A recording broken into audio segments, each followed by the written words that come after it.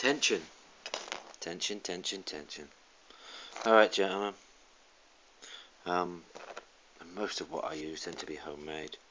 Mainly because I keep bloody losing or lending out all the other ones. There we go. Some of them.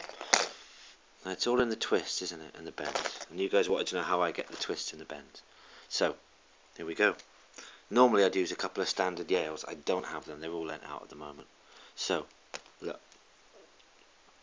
Guys, going through. One. Will it fit in here? In this one? Yep. So it won't go out the other end on this because there's a tail peg. In fact, there you go, it will. Right. So, there's enough strength in these cylinders, guys, to get your twists. So, let's work out how far down it we want. I'm going to... Nev talked about, he said that you could cut some bits out and things. Now would be the time to do it, I think, before you put the twist in, because I think it would be an absolute nightmare to try and grind it and everything else. But, what Land Down Under was talking about, Nev, was, and if you guys can see that, but I'm assuming to take off a small chunk off the corner somehow, so that then once you've got it into the lock, it wedges like a pry bar, which I have to say I think is a very good idea now. So back to it. Alright then, one in the cylinder, second one in the cylinder,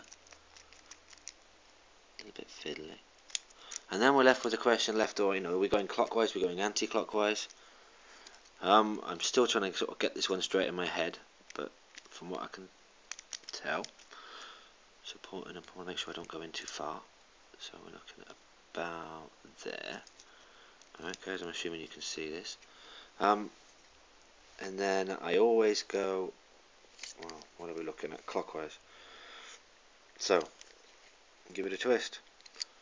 Right, and there we go, fairly even, not perfect, but I'm just rushing this. But you can see where we're up to, guys. And we've got a twist in it, but not perfect, as I say. And then to bend it, again, back in the lock. Where are we? And over we go.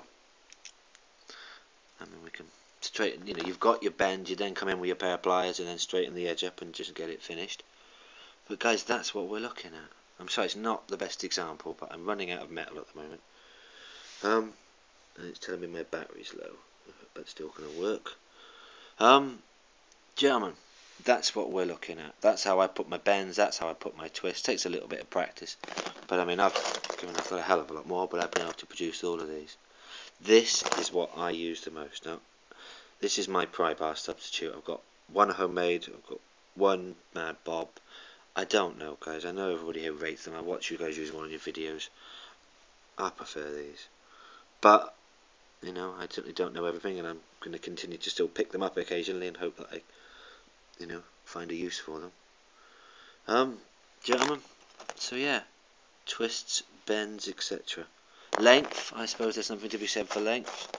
A lot of the first ones I made were very, very short because I was, trying to make my metal go a lot further. Ideal length, I'd say, is something about that. You can always chop a little bit off the end. You cannot extend it when you need to. Gentlemen, there we go. Lessons I've learned. I try and make double-ender ones. I'm sure there's a joke in there somewhere. Be careful when you put the twists, because I've had it jammed in between two twists, which wasn't the brightest. I don't think there's much else to say. No, gentlemen, I hope that's okay. I hope I've answered a couple of questions. Take care, good morning, thanks for watching.